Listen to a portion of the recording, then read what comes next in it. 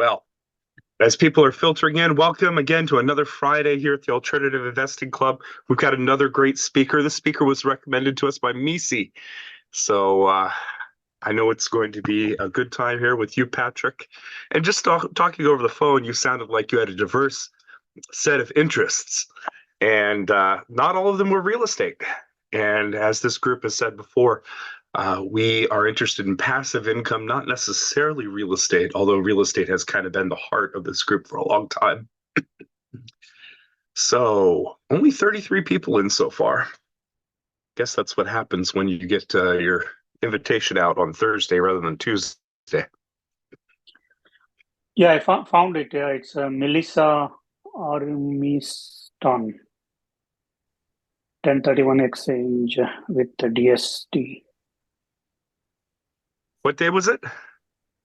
It's 2020 9/18. 9/18. Oh yeah, there. Oh, the title of the talk is 1031 Exchanges by Yeah. Mhm. Melissa Ormanston.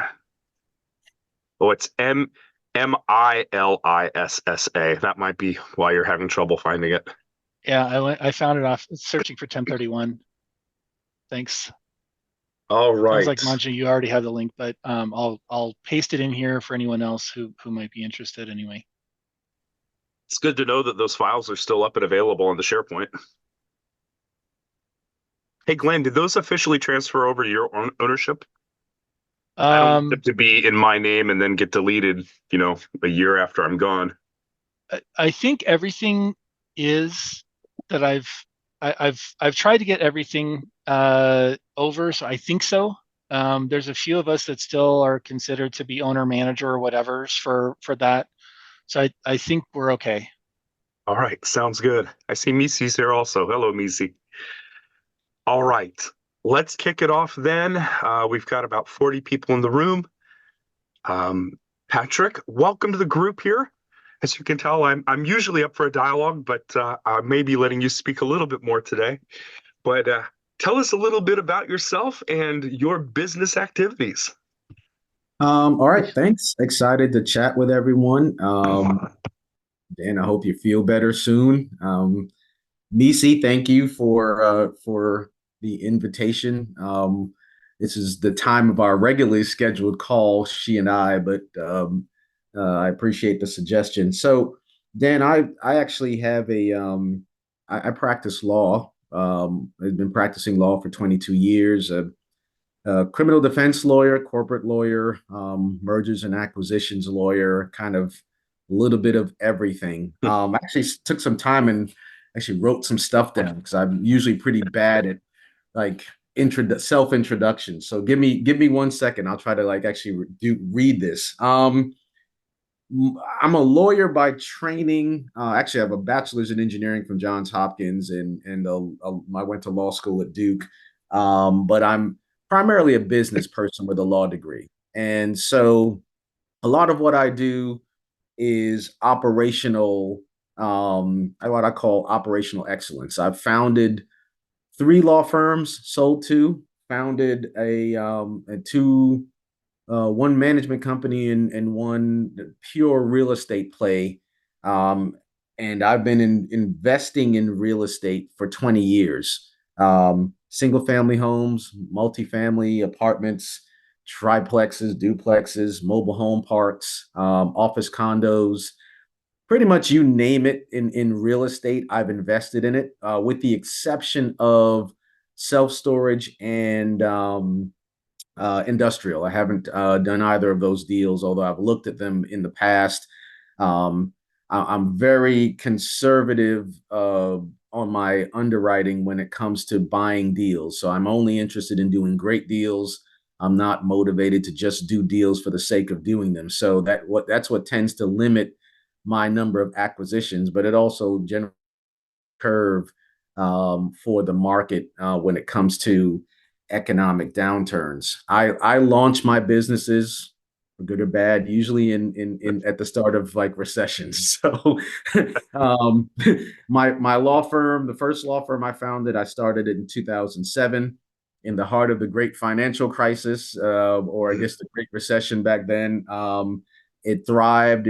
Sold it. It was a 7-figure firm by the time I ended it. I just launched a new law firm in December because I guess I'm a glutton for punishment, and I don't know I how to was going to stop. break in and ask you why start a separate law firm? What delineates the time that it's right to sell, and then why start another one? Why not just continue the law firm? Did the purpose That's a change, or that's a phenomenal question. The simplest answer, frankly, is that I was going to retire from practicing law.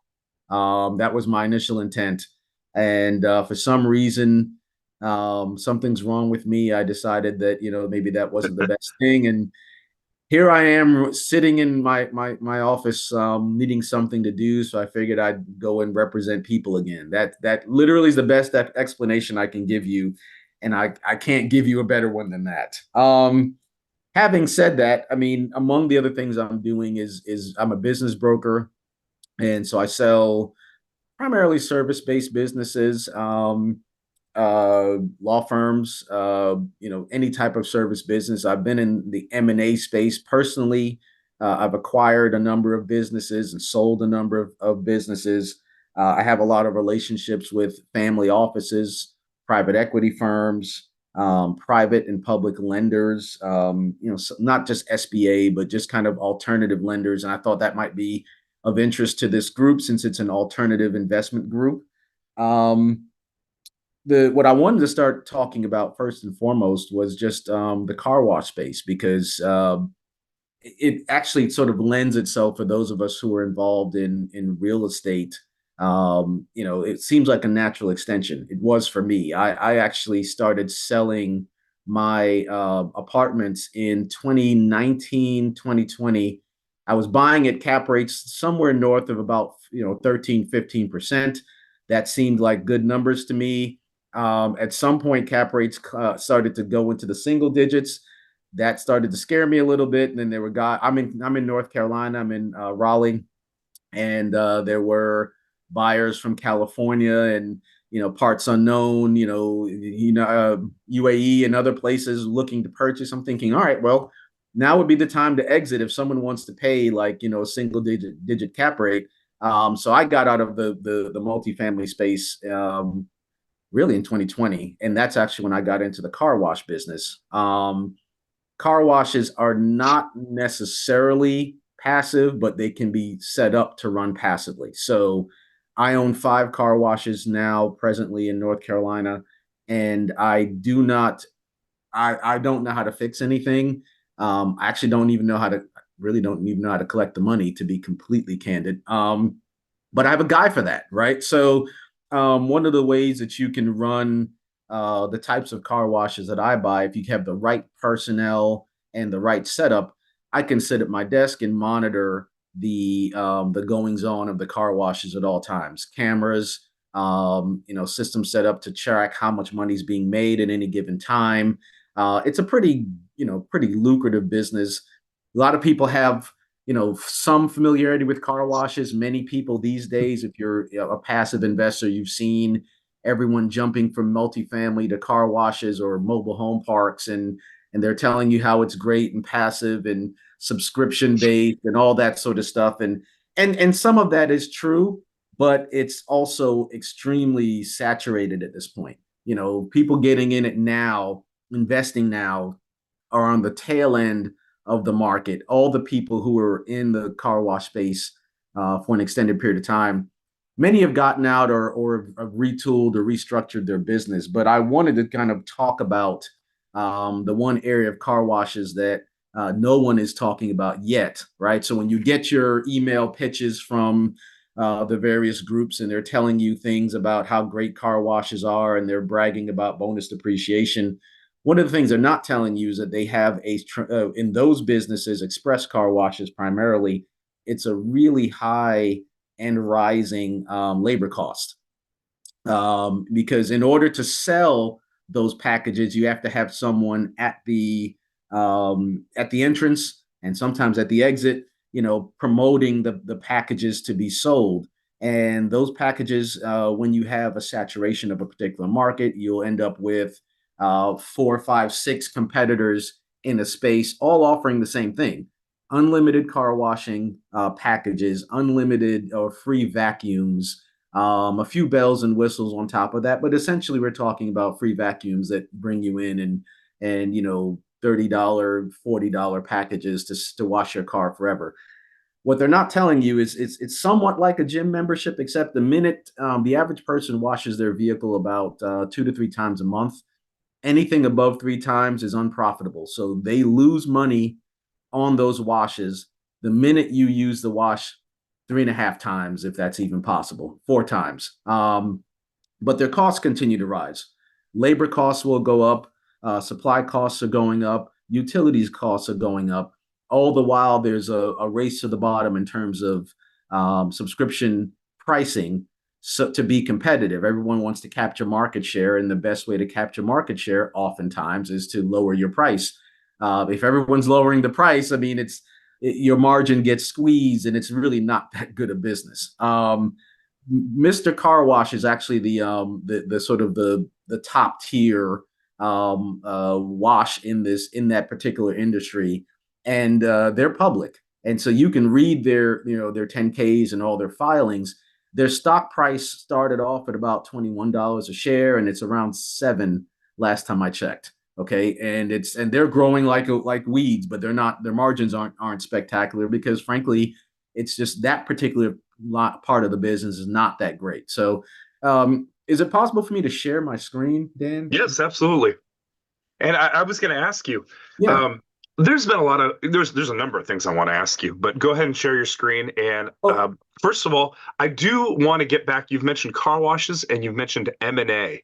Yeah. Both of those are areas that we haven't talked about a lot. We've had, I think, one or two car wash people in here, but those are two areas that are they're not their typical real estate deals. Right. And I would love to make sure that we circle back to M&A at some point and talk about that. Yeah, I plan on doing that. I just wanted to kind of, especially, I'm glad you've had some car wash people in here. That's even cooler. So then you can compare what I tell you versus what they've told you. Yeah, why car washes now? It So- sounds like maybe you got into it and now you're it's at the top and you're not getting into it as much. Are you still heavily investing into it, or is it I am still acquiring. And I'll with the slides and kind of discussion, I'll tell you why it's still a great opportunity, but only for the right type of car wash. So it's important to distinguish. Whoever you've likely had come in here has talked to you about express car washes. Okay. That's the unlimited car vacuum model. That's the sell everything kind of deal. You sign up for a package. They hit your credit card once a month. You're happy, they're happy. That's everyone goes away great. It's a subscription based, right? Spectacular as long as your margins aren't being squeezed and you're not like oversaturated. But as most of us can probably attest to, if you live in some semi-urban area, a suburban area, there's overbuilding of car washes because the private equity folks have gotten in. They see subscription businesses. They have billions with nowhere else to put that money, so they throw it all at car wash businesses and try to grow as much as possible. Mom and pops are snapped up. Everyone's using the same model. It's hard to distinguish yourself when your offering is exactly the same as the guy down the street, literally. But the car wash space, if you're in the right type of car wash, and it's the type of car wash for an individual or a small group, small portfolio type of group, you can still make a good amount of money. So let me share the screen. I'll illustrate how mine are different, and we'll kind of go from there. Sure. And we actually have one or two questions, and just to let you know, also you don't need to monitor the chat because you're presenting. But when a pertinent question comes up, I may interrupt you and try to ask the question. And Ashish is asking, are you buying these as an owner or as a general partner, or are you participating in car wash funds? Good question. I own these. I don't have partners. I don't have investors. Misi and I have actually talked about this. I've actually considered creating a fund, and frankly, have just never gotten around to doing so. But I buy these with my own money, and I like to generally be the only owner, so I can make all the decisions without having to explain myself. But that great question, Ashish. I kind of assumed someone would ask that. Looks like Glenn also has one.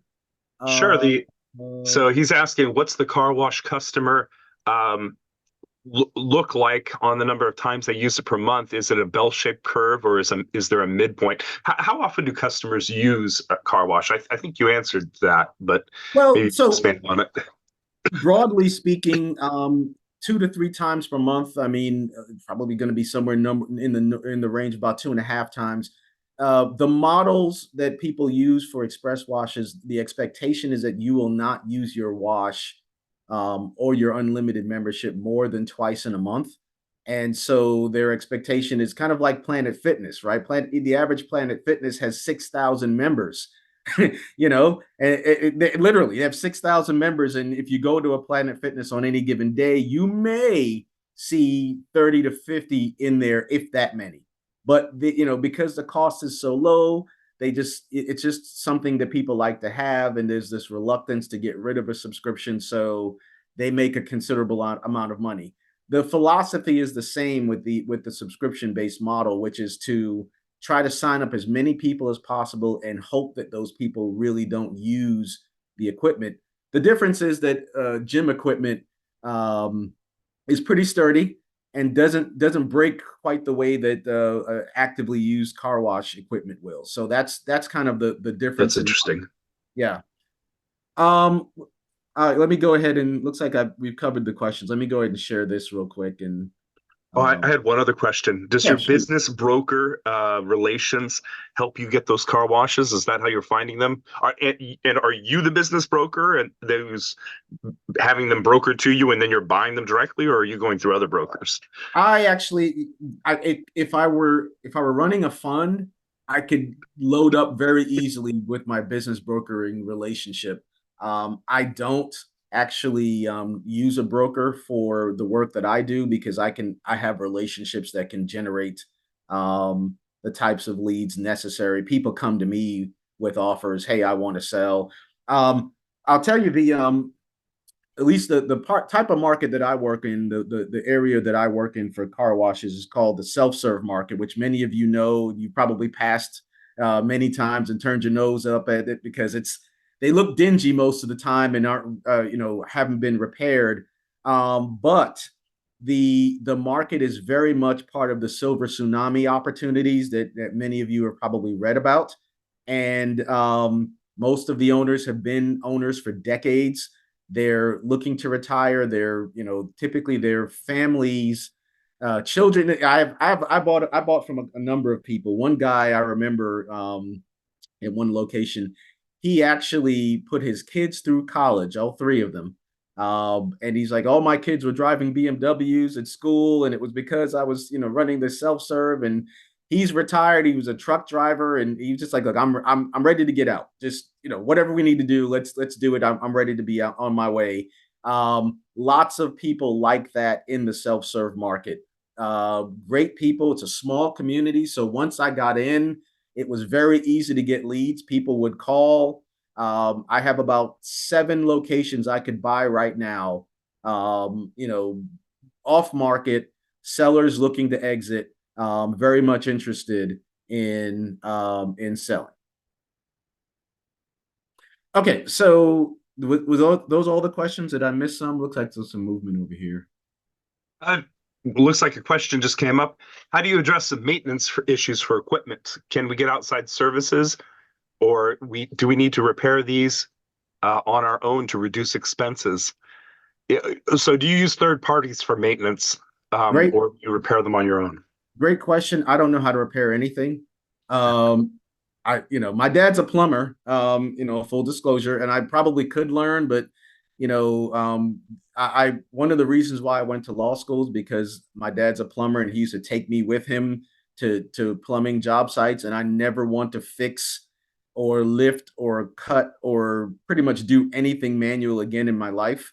So I can't SM to answer your question. I actually have a full-time manager for my business. I have someone, and I've always had, people with car wash experience who can who can fix everything. So one person can manage 5 to 7 locations, and then at each location, I might have a $100, $200 a week individual that sweeps and cleans and picks up trash. So the model is pretty simple. You have a fixer, and then you have a retired person or someone who has a full-time job who just comes by and cleans up the locations. But no, you don't have to learn or know how to fix anything yourself. I'm not mechanically inclined in that way.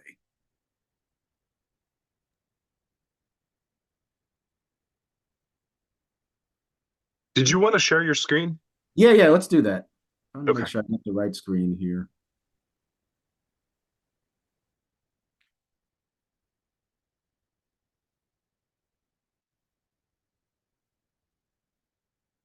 And you'll have to lead because I'm not the best at Hey, just a comment though, at Planet Fitness, it's hard to beat $10 a month for a gym membership. I have one. I'm not criticizing. I'm merely pointing out the model. That's all.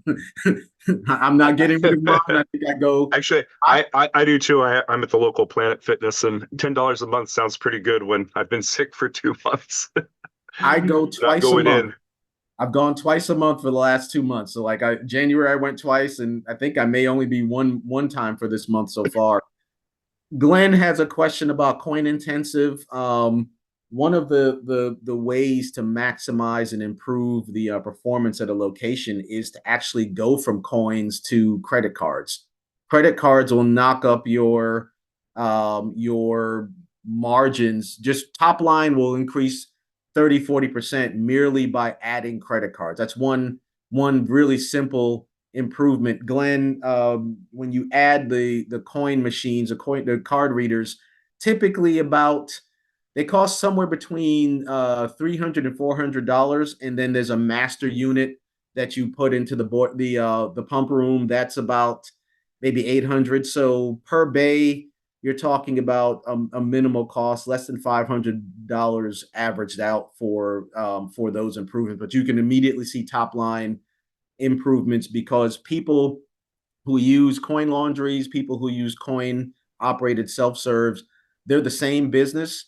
And many laundromats now use credit cards. As some of you may know, a lot of laundromats will only use cards. In fact, you have to buy a card from that laundromat, and then you go around and you reload money onto it. So people are now much more accustomed to doing that, even though many of my customers and many laundromat customers are actually non-banked or underbanked, right? So they're much more accustomed to using cash, very much reluctant to use credit, but they will use debit cards. And so there's a big distinction there. For them, there's a good comfort level with debit cards, but a very high reluctance to using credit cards in and of itself. But it does translate well to being able to make a simple improvement that adds tremendously to the bottom line. All right, let's do the sharing. How do we share screen here?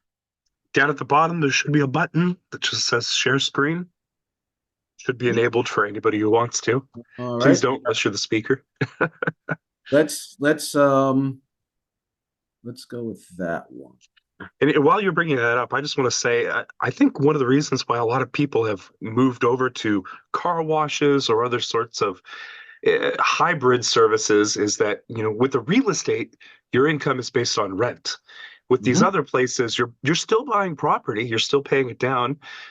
We spoke on the phone, and I mentioned it's the McDonald's model, right? Yep. The founder of McDonald's asked his people, what is our what do we do? Yeah. And his response was, we own real estate and we finance it with hamburgers. Yep.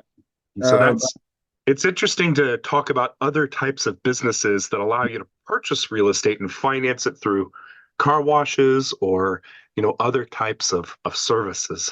Yeah.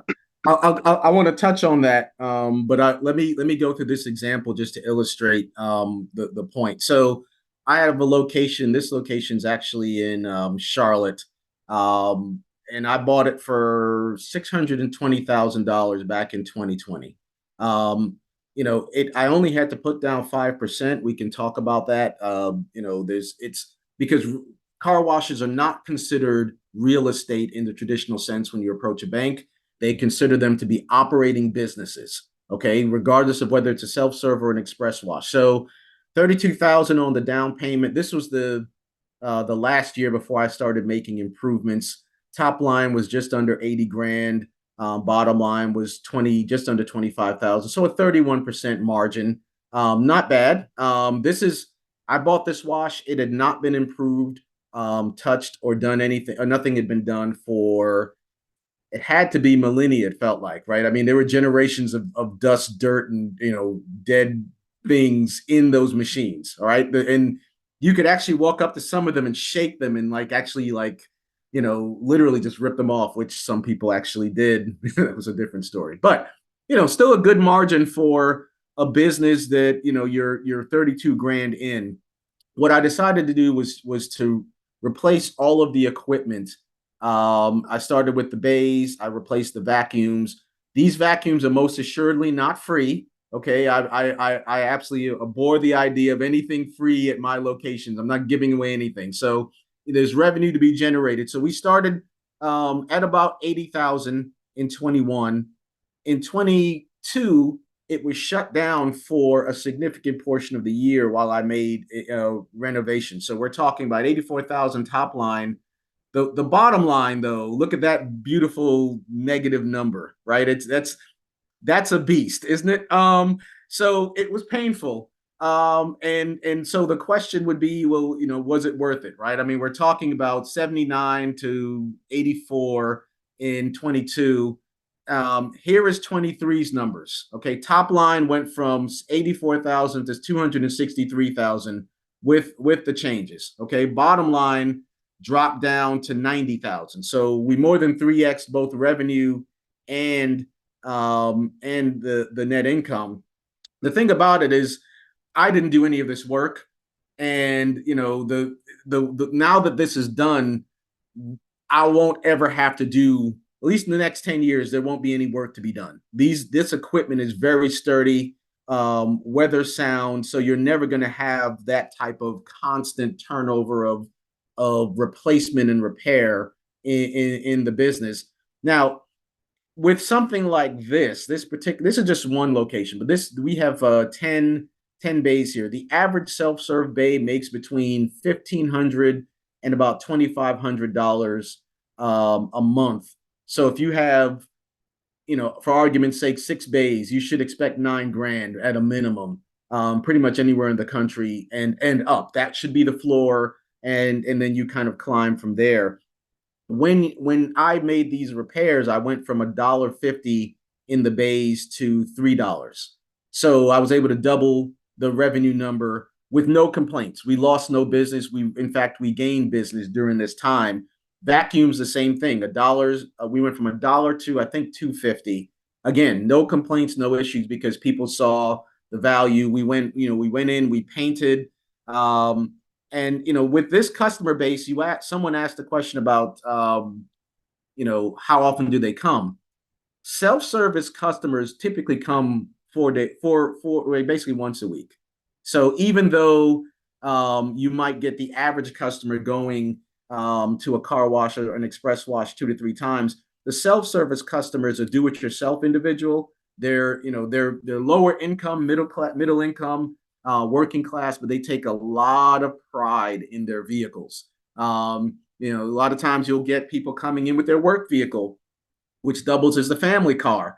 So, you might have kids running around at the location, like, getting cash or, playing with the hoses, but it's the type of loyal customer base most people would kill for. It's the same customer base as the laundromat. If you don't have laundromats or washing machines in your home, you will go to the laundromat on a weekly basis. And these people essentially do the same thing. Their approach is essentially the same in terms of usage when it comes to this equipment. So it's very easy to count on and predict. I can predict at any given time of the year what the revenue will be on, during a week or during a month. All I need to know is what the quality of weather was. So if it's raining, I can predict a 30-40% decline. If it's sunny, anything north of 70 and south of 90, that's the sweet spot. If it's above 90, they don't want to come out. If it's, below 70, they don't want to come out quite as much. This is actually one of my locations. This is post renovation. Before, this was not a thing of beauty, but we make it attractive to the community. This location has been in place for about 50 years, and there are people who actually, the guy who did the sign is about my age, and he recalls watching his car at age when he was a teenager and hanging out with his buddies at this car wash. So that's how ingrained many of these washes are. That's why they look so old and run down when you drive by them, and you wouldn't trust your dog to go anywhere near it. But people know that these are here. So when you make improvements, you don't need to spend any money on advertising. Word of mouth travels because everyone knows, hey, they fixed up that old wash, and things kind of take off from there. So yeah, I had a quick question. Go ahead. I noticed your largest expenses here are your car wash maintenance and your repairs and maintenance. Yep. And I was wondering, what exactly does that include? And is that taking the place of having an on-site person on payroll? I pay my guy really well. Okay. And that's what that represents. I have a few people who are very loyal, work hard. They're out there when it's cold, and they're fixing things that when they could leave till a warmer climate, and they don't. So I overpay. Frankly, if you look at the numbers from the first year to this year, I hired a really great guy, and I felt like I wanted to keep him, so I pay him way more than market. But it also allows me to. I live in Raleigh. I'm 2.5 hours away from this particular wash and the wash where the numbers were shown, and I never have to worry about the work being done because I know they'll take care of it. Yeah, it's hard to put a price on peace of mind. It's hard to put a price on quality people too, I mean, so I like to make sure that those folks are taken care of. So I'm going to answer some questions, and I want to talk about the benefits of car wash, why they're a good potential operational, consideration, and why someone should consider, getting into them. But I see, let's see, SM, what is the range of investment capital? Where can we find these if we wanted to buy? Do you provide consulting advisory services since we're new to this? How is the market in Phoenix? That's all right. We got 4 questions. All right. Take a bit. So the range of I would say range of capital. Let's say the investment cost, even in the largest markets, only in California, you're going to exceed $1 million typically on an acquisition for one of these. So you're looking at between maybe 6 to 8, 6 to 900,000. Oftentimes you can find them dilapidated, abandoned, or the victim of a silver tsunami owner who wants out but can't find someone to buy it. You can probably negotiate those even lower. SM, you can find many of these. You can find them on Crexy. You can find them on LoopNet, which is the sister company to Biz Buy Sell. You can also just do the 4-wheel marketing and just go around and drive and write a handwritten note and slide it under the door and say, hey, I'm a local investor. I'm looking to buy, would you be interested in selling? Some other techniques, but those are, you can find them pretty easily from just that. When you search LoopNet or Crexy, you want to search special purpose properties. These are not multifamily. These are not operational. They're special purpose. So they show up like churches, or event venues. They're listed under special purpose. That's where you'd find them. Do I provide consulting advisory service? Actually, I do. I actually have a full-blown course that I created that I eventually, if I stop being lazy, we'll actually launch on Canva. But I take you from know nothing to know everything in the car wash space, and I do cover all the types of brands all the types of models. You've got self-serve, you've got express, you've got full service, you've got hand washing, you've got detailing, and those are all different. They all have upside, but yeah, I do provide that. And also the course, that's separate. This course is all video. So I recorded 20 plus videos and literally from start to finish take you all the way through. But in terms of advising, I can assist in identifying, evaluating, and also managing and improving locations if desired. The market in Phoenix is actually pretty solid because it's a mostly warm climate location and it's dusty. Okay. Two things you love when you're a car wash owner. Well, three. Snow, if when it snows, because the minute it snows, everybody wants the snow off their car. Where do they go? They run to the car wash. We love it. We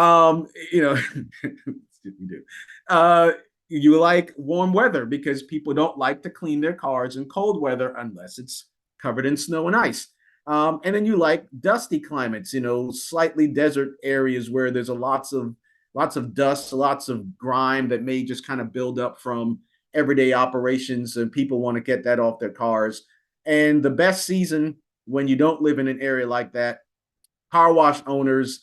I don't know if you've ever seen the meme with the January meme where gym owners with like their chains and they're counting banks of money because it's January and all the new members come to gyms to try to get their New Year's bodies and what have you. Car wash owners are kind of the same way when it's pollen season, right? Everybody hates pollen on their cars. We just can't stand it. You want it off. Your car is colored in yellow or green. You're going to wash your car. That's like, someone asked about bell curve. That's bell curve time for car wash owners. You go from January, February, March, April, May, June, July. It's a beautiful time of year. So hope I answered your question. Hey, Patrick, I have a question. Go ahead. You mentioned, as investors, I think we're all very interested. You mentioned that you financed your car wash purchase with 5% down. Yes. Was that through the SBA program or a different program? No. So the Treasury Department has a program that is unique to operational businesses. It kind of varies by state, but there was a program, we call it here the Lender Participation Program. They will subsidize an acquisition. So you are normally going to be putting down at least 20%. They will subsidize 15 of the 20 through rural CDC type organizations. And you only have to put down 5% in order to make an acquisition. SBA would typically be between 10 and 15%. Again, SBA will finance these, whether under a 7A or what's the other program? I forget, 5 something. But SBA will finance self-serve car washes and other car washes. And once you have some experience with the car wash business, you can actually do an SBA acquisition for 100% financing because they consider it an expansion loan instead of a new purchase and a launch of a business. So that's something else to consider. Did you have to put up personal collateral for those loans? Other than the properties, no. Okay. Yeah, properties serve as the collateral, and and this was probably discussed by the other speakers on car washes, but not only from a benefit standpoint, the cash flow is always good. Bonus depreciation, I'm sure you guys have talked to that ad nauseum, right? Car washes are actually taxed as gas stations under the code. Okay, so whereas with a multifamily property, you need to have a cost segregation analysis done. There's absolutely no need for that here. You can essentially take the value of your acquisition, lop off 10% for the land cost. Let's assume you can't depreciate land, so you take 10% off for land cost and write off the rest as qualifying for bonus. Okay, we're at 60% this year unless they pass the new law. I think it will pass, so we could be back up to 100 for this year and next year. But at a minimum, 90% of your car wash purchase can actually be subject to bonus depreciation. And so you can take, let's say, 60% of your 90, 54% in year one as a write-off on your acquisition. One thing I noticed is I didn't see on your income and expense statement anything that like auxiliary services like vending machines or ATMs or do you stay away from those sorts of things? I do. I know I don't actually. At some locations, actually, on one of these, three of my locations actually have an ice vending machine. I have a twice the ice machine at one location and a cooler ice at two of the others. Those go hand in hand because your audience is the same: laundromats, self-serve car washes, ice machine buyers. Okay, what'll happen on a Saturday? You'll wash your clothes, you'll wash your car, you go out for a barbecue or hang out with your buddies, or you go fishing. Okay, you're either going to drink beer or soda while you're out with your buddies, or if you go fishing, you need something to put the fish on. And so ice machines work really well. $2 a pop. It's all kind of the same market. So I have ice machines. I don't have that. I didn't bring the other illustration because I told you in our private call I'm not much of a presentation guy. But you can make I put an ice machine in last year at one of my locations, and it was in April or May of last year. So very slow, wrong time, and missed the first half of basically the first part of the year. But we had good months. We had some months as high as $8,000 just in ice and water. Okay. And I didn't have any marketing. So this year we're going to do a little bit more on the marketing side to actually tell people this ice machine is here. But there's some complementary businesses, not so much on the vending side. I do have a soda machine at one location. It does okay.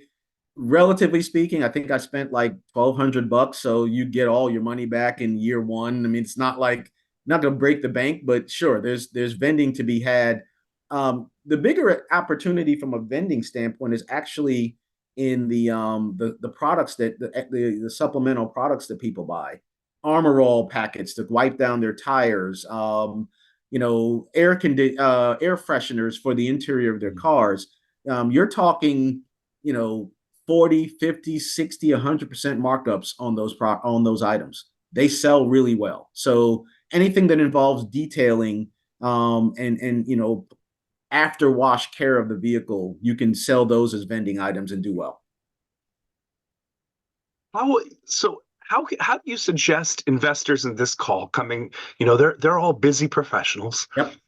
Is this something they could do while being employed at another employment? Or do you suggest they go out and find people that are asking for investors in this space? What would your advice be to busy working professionals? That's a great question. I think you can do both.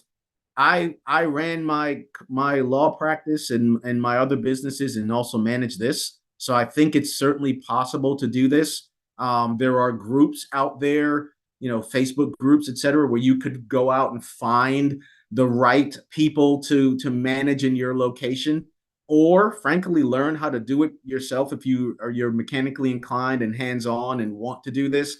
You can also, there aren't many, there are many car wash syndicators out there and popping up. There aren't many in this particular space, unfortunately. I'm still toying with the idea of whether I want to become one, frankly. Misi may have some opinion on that, but I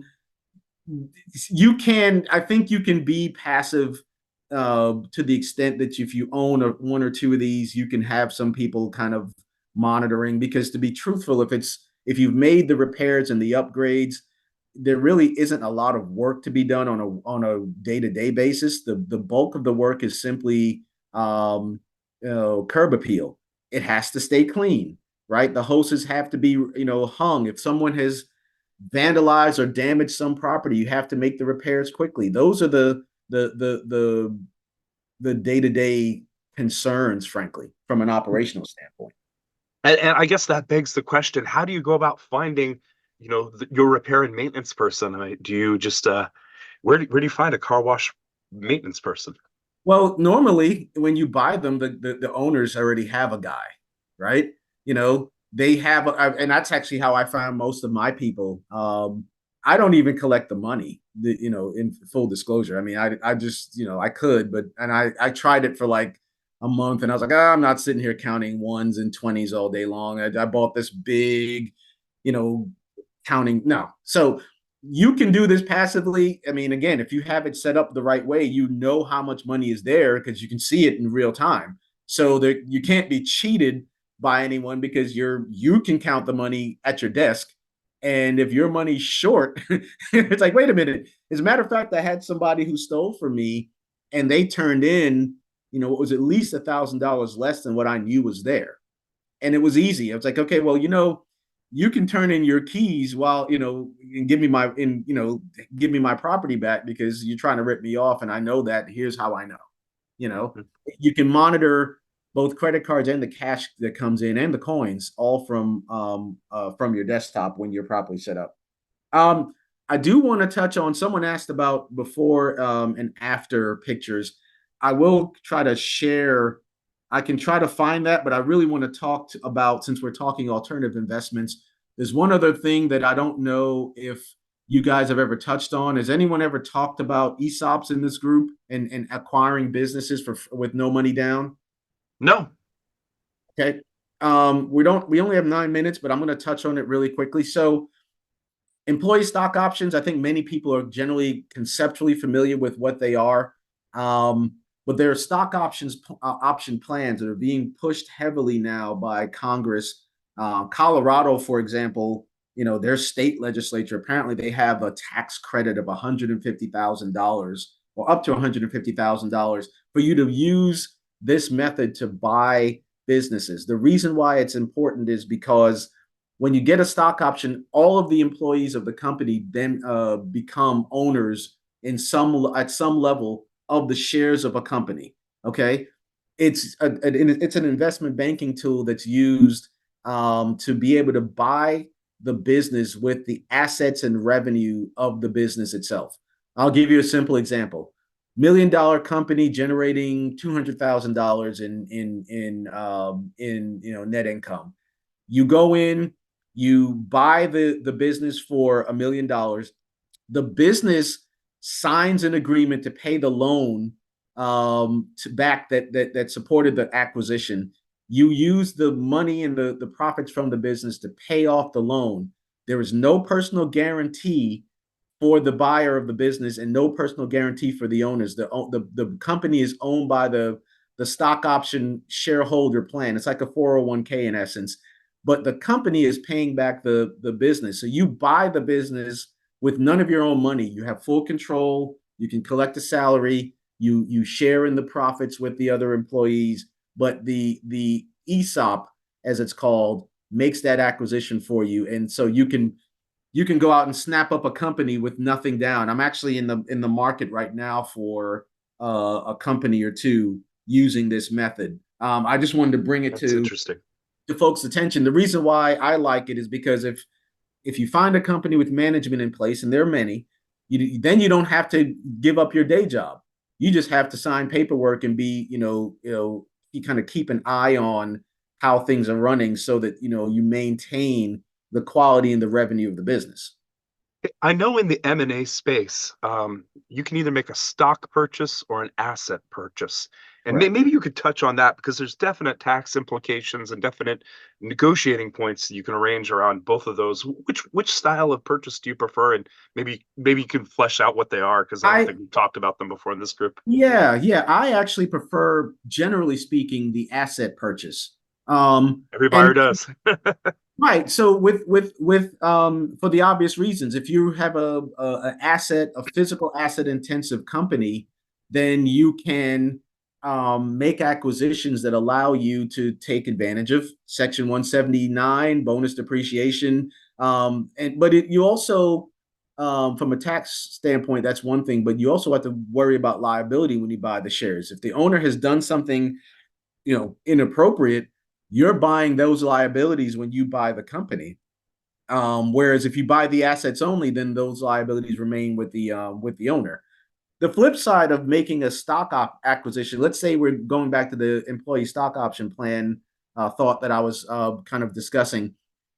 If you buy that business, the company takes a tax write-off on the acquisition, right? So you can actually offset all of your purchase price and all the profits for a certain period of time from the company completely tax-free because of the way you've made this purchase. The seller, the owner of the business, also can defer taxes in a way comparable to a 1031 exchange and pay no taxes on the sale. So different ways to do that. Someone asked the question of would I recommend a minimum number of bays to optimize costs? I generally, Basuki, I don't buy any less than 6 bays. And the reason being is that from a revenue profit standpoint, it's just not as the ROI is just not that good. The only exception to that would be if there's an automatic bay attached to maybe some self-serves. You can really get a lot of bang for your buck with an automatic, which we hadn't really talked about. But the automatic bays can either be touchless or touch or have the brushes that go over and around vehicles. You get generally 5 times. So you need 5 self-serve bays to equal the revenue from an automatic. So that's the one exception I would make with regard to number of bays. The same person asked the question, is the car wash sitting included as part of the purchase price? If not, how would that impact the price? I always buy with the land. Although there's one approach that I'm using on an acquisition now where I'm simply leasing the space. If you're looking for just the cash flow, then leasing is a great great option for down payment reduction. I'm leasing the space and buying an option to buy it at a later time for $4,000. The business generates about $10,000 a month top line. So after I've paid the monthly rent of $1,500 and maybe some costs, let's call it another $1,500 for expenses, the rest is mine. So you could always employ that strategy as well. Sometimes an owner may not be willing to have the tax implications of selling. They may, however, be willing to lease it to you, and you just essentially may take over the operation of the business, and you keep all the profits, and they just collect rent. Hey, we've got 3 minutes left. I want to make sure Man. you have an opportunity to let people know if you have any services or for what reason they should come and contact you, if you want people to contact you. Sure. So, I coach people on how to start, and we didn't really get into this, but I coach people on how to start and grow businesses, build real estate portfolios, find and operate car washes. I actually have an app development company, so I have some apps in the app store, and so I'm sort of in every service type business you can think of. If you're looking to perhaps buy a business, I can help you with that. So yeah, that's how it would be done. But do you have a certain geographic area that you cover for buying businesses? No, nationwide. Nationwide? Okay. Nationwide. Cool. It's just really looking. I really look at undervalued. Not necessarily value add. That's too generic a term, but I'm looking for hidden opportunities, hidden value. Whether it's buying in the real estate space with like a piece of land attached to a car wash, for example, that could also be developed, or just a mispriced business that really has great upside. Whatever the case may be, whether you can find motivated sellers, they're out there in droves if you know where to look, but also just how to even maximize profit on a well-priced business. Sometimes a business just simply isn't taking full advantage of all the opportunities that are out there. So there are ways to enhance performance. What's the best way to get in contact with you? Good Do you want me to question. share your email address in the chat? Yeah, or- would you mind? Do you want me to drop it in the chat, or do you have it? Or There it is. oh, there you go. There we go. Anyone? I also put my cell phone number in because sometimes it's easier to call. Anyone who'd like to chat, you're welcome to call me or text me. I work nonstop. I should probably sleep a little bit more than I do, but that's okay. Just if you want to chat, initiate a conversation, by all means, just text or email. I'm happy to chat about anything. Hey, everybody, you take your. Oh, go ahead. Also on LinkedIn, I think Misi may have put my LinkedIn bio in there at some point up top. LinkedIn's a great way to keep in touch because I sometimes will share. Oh, somebody found it. Oh, there, Dan, you found it. So LinkedIn's a great way also to keep in touch. If you'd love to, connect, feel free to send me a connection request on LinkedIn. I'm active on there. I have a few people following me, and occasionally I'll, remember to share some things. And, as it gets warmer and things pick up with the car washes, I'll probably share some more information on that too. Hey, everybody, can you take yourselves off mute? Thank Patrick for coming in and sharing with us today. Thanks, Patrick. Thank you, Patrick. Thank you, Patrick. Thank you, Patrick. You're welcome. Thanks very Thank much, you, Patrick. Patrick. Very Thank you. informative. Yeah, thanks, Patrick. Bye. Thanks, guys. Everybody, I appreciate it. Thanks for listening. Good stuff. I really enjoyed that, Patrick. All right, Keep in take care. touch. Yeah, we'll do. I just sent you a connection on LinkedIn too. Oh, all right. I'll answer it. Thank you, Patrick. Take care, guys. Thank you. You're welcome. Take care. Thanks, Patrick.